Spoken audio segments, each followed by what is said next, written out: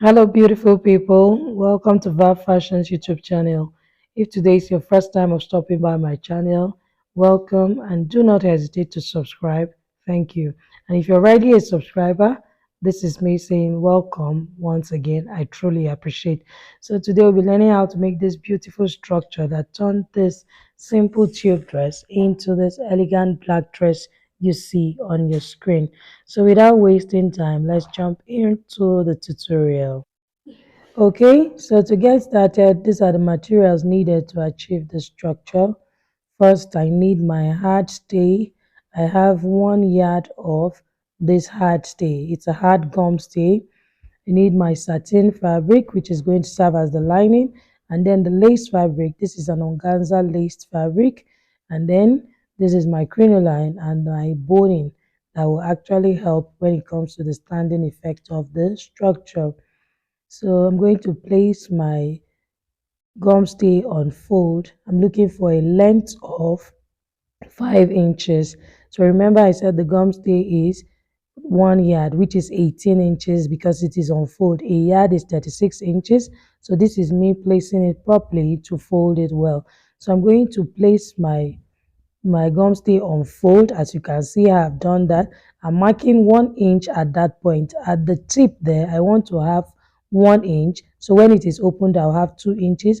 And at the folded part here, I'm going to have 2.5 inches. So when it is opened, I will have 5 inches. So I'm going to get my ruler to curve to connect it to the 1 inch that I have at the open part. So this is just me using my hip curve to get the curve I'm looking for. Okay, so after doing that, I'll go ahead and cut this out. I need 4 pieces of this because I'll be placing one on the main, that's the part that you're going to be seeing, which is the main fabric, and then I'll also place one on the lining. So I'm making 2 of these structures, as you can see on the picture on the picture of the client I showed us at the beginning. We had 2 on one shoulder, so I'll need 4 pieces of this. So I'm going to go ahead and cut out 4 pieces, then I'll show us the next thing to do. Can you see? This is what I have, and I have 4 of this because I'm creating 2 structures. So I'm going to place this on my satin fabric. Also, I'll place on fold.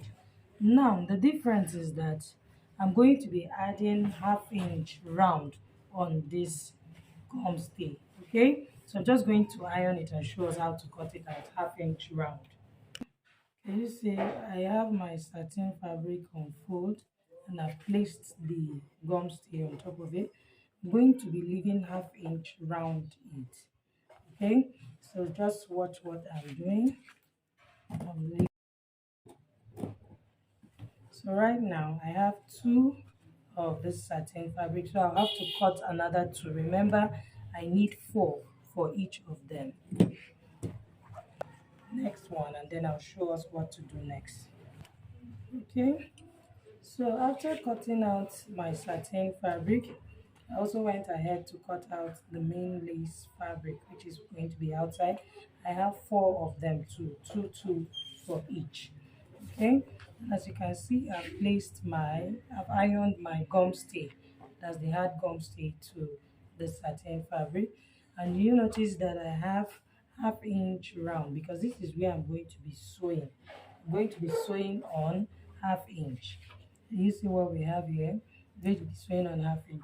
So now this is to say, why am I leaving this ½ inch? Meaning that I don't want to sew on top of my hard gum stay. I don't want to sew on top of the hard gum stay. This is to allow this side to be as flat as possible, because if you apply your gum stay and it goes all the way to the edges, it's going to make that place too thick and it will not lay flat and neat as it should be. Okay, so that's the essence of leaving this ½ inch round. Okay, so the next thing now to do is to place my lace fabric on top of the satin, and then I'll top stitch it. So after top stitching it, I'm going to bring in my crinoline. Now I'm going to fold this crinoline into 2. I'm going to double it. This is to give it strength. This is thick crinoline, so I'm also going to fold it. This is to just give it strength to create the structure. So I'm going to fold it and make sure that I have same measurement as I have here, all the way to this part. So I'm going to be top stitching the crinoline on top of this. So I'll place on this side, I'll place the crinoline on this side and sew it on this part. And that's, I'm going to be sewing it on one of them. One is going to be lining and then one will serve as the main fabric, the part you'll be seeing outside. So the one that is the lining, that's the one I'm going to be sewing this on top. After doing that, I'm going to place another one on this side and so let me cut the one I'm going to be sewing on this side so that I'll pin it and we'll see what it looks like. Before I'll pin it down here, I want to make sure that you're starting from your half inch away from the tip. So I'm going to sew it in a curvy manner to follow the curve of the gum stay that I applied on the structure. Okay, so I'll cut another one that will also follow in a curvy manner on this side, like this, and then all the way to this end. So I'm just going to cut it out and show us. So this is what I have. I have two of this now. I'll place it on top of this part and then also sew it this way. Okay, can you see that now is laying over the other? Okay, so I'm going to sew it, but before I get to this part, I'm going to use bias to cover this part of my crinoline. You can see that this part is sharp, so you don't want to leave it that way so that it doesn't poke your satin and be sticking out. So you just want to neatly finish off that part so that it doesn't tear the satin or poke the satin and come out. You know, it's very thin, so it can easily do that. So this is what I'll be doing. So after doing this now, I'll show us how to fix the boning to the structure. This is to actually help it stand. See, I'm using gum stay, I'm using crinoline, and I'm also using boning. But everything I'm doing it on the lining part of the structure. This is going to be the back side that you're not going to be seeing. So on the front side, the only thing I did was to apply my hard gum stay. This is just the only thing I'm putting to apply my hard gum stay. So everything I'm doing here, I'm going to be doing it on my lining.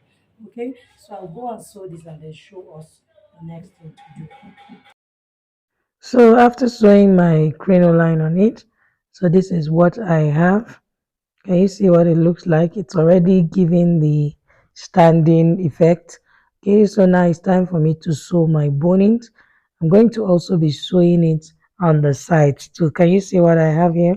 So I'm going to follow the curve too of the crinoline and then I'll sew my boning on it. So you want to just take the measurement of that point so that you can cut out the actual measurements you need. I'll do the same thing for the other side.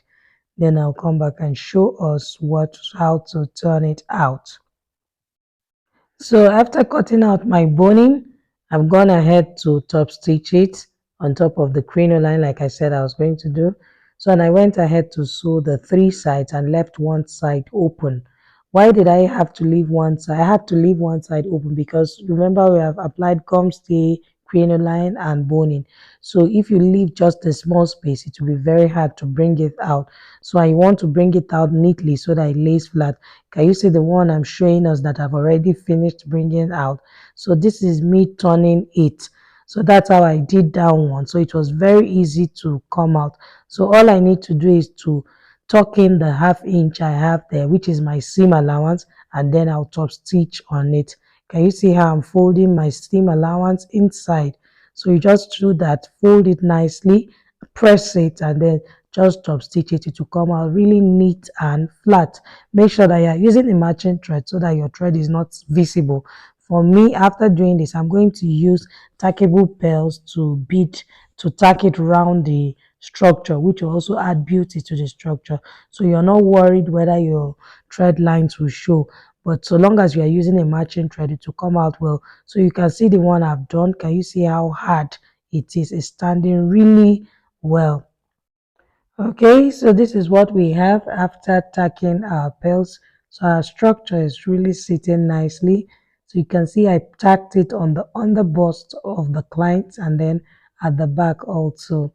So if you would like to see a tutorial of how I made this beautiful black Victorian corset dress, I'm going to be dropping the link in the description box so that you can check it out. Thank you for watching. See you in my next one. Bye.